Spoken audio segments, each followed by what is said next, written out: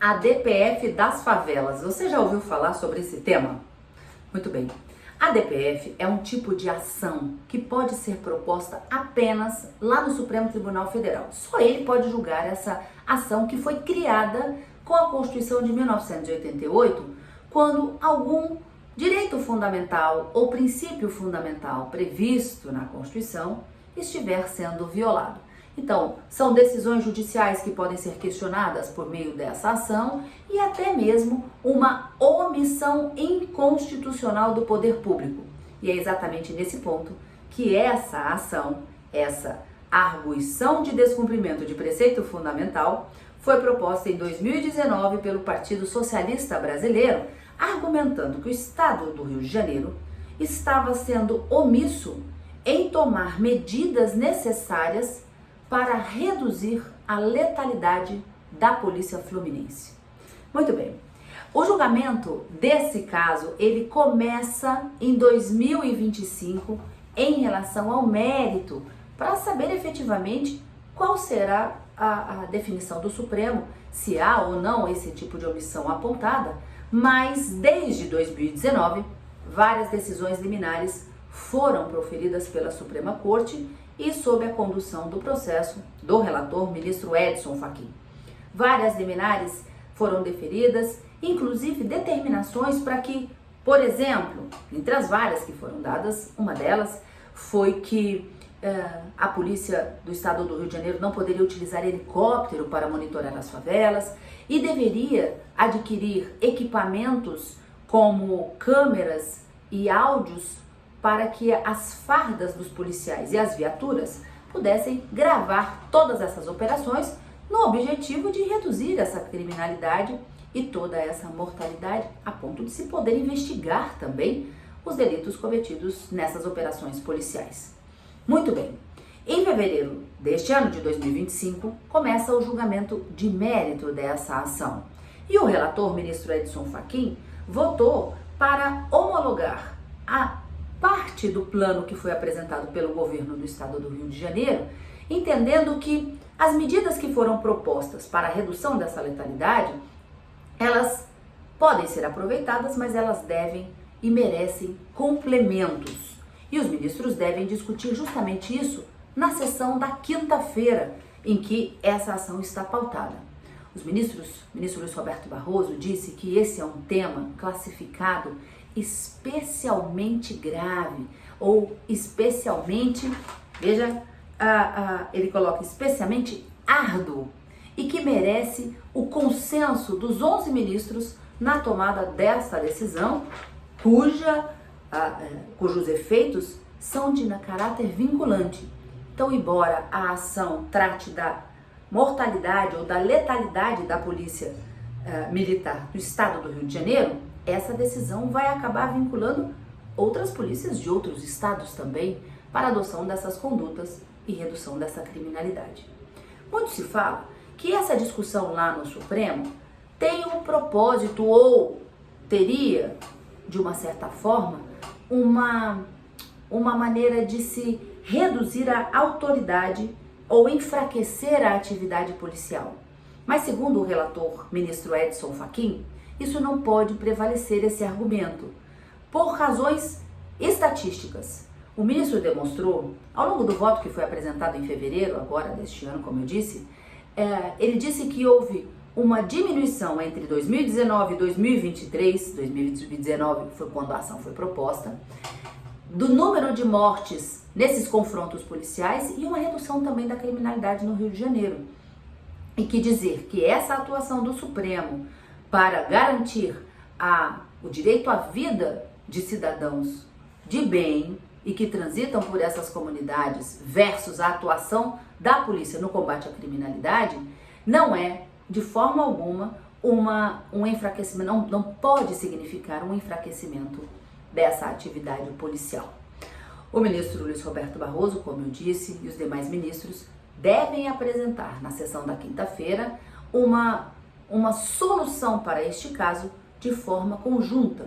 É o que eles chamam de decisão pecúria, sem que haja divergências entre os ministros nessa situação denominada especialmente árdua. Mas esse não é o único tema desta semana lá no Supremo. Na quarta-feira, os ministros devem proclamar o resultado do julgamento, que já acontece há pelo menos umas 4 sessões plenárias, acerca da constitucionalidade ou da validade da prova obtida a partir de revistas íntimas nos presídios brasileiros. A gente já comentou sobre esse tema aqui. A visita íntima é aquele método que é adotado quando a visita vai até o presídio e ela tem que retirar total ou parcialmente a sua roupa para que sejam inspecionadas as partes mais íntimas do seu corpo, para que seja verificado se ali, escondido, não tem qualquer objeto de entrada proibida nos presídios, como drogas, armas ou mesmo celulares. E tudo isso só é possível, só seria possível, ou pelo menos no caso concreto que foi analisado, só pode ser possível localizar 96 gramas de maconha e condenar a mulher por tráfico em razão dessa inspeção vexatória, como entendeu o ministro Edson Fachin, também relator desse caso. Outros ministros entenderam que a revista íntima não pode ser proibida de forma geral, como o ministro Alexandre de Moraes. É preciso que ela seja uma opção excepcional, que tenha a anuência do visitante para que ela aconteça. Se o visitante disser assim, eu não vou me submeter a essa revista íntima, ele pode ser proibido de entrar no presídio. E tá tudo bem, pelo menos ele não teve a sua privacidade violada e nem a sua dignidade da pessoa humana.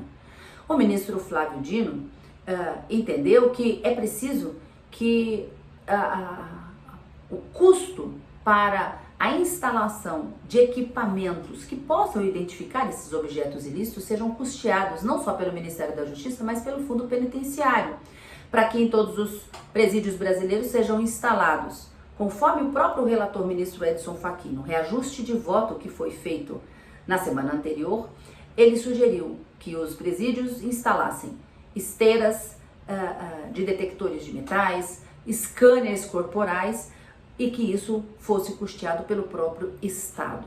E o ministro Flávio Dino acabou entendendo que deve sim ser feita toda essa instalação de equipamentos, mas sendo paga essa conta pelo Fundo Penitenciário e também pelo Ministério da Justiça. Mas veja só, o ministro Edson Fachin, ele profere o seu voto em fevereiro de 2025, mas ele faz uma pequena alteração na sua tese depois que o ministro Alexandre de Moraes proferiu seu voto divergente. Ele disse assim, a princípio o ministro Edson Fachin, ele era contrário ou absolutamente entendia que a prova deveria ser considerada absolutamente ilícita, porque submeter o visitante a essa situação vexatória não poderia ser compatível com os princípios constitucionais. E ele disse, então, a revista íntima não pode acontecer de forma drástica. O ministro Alexandre de Moraes falou assim, não pode proibir de forma geral.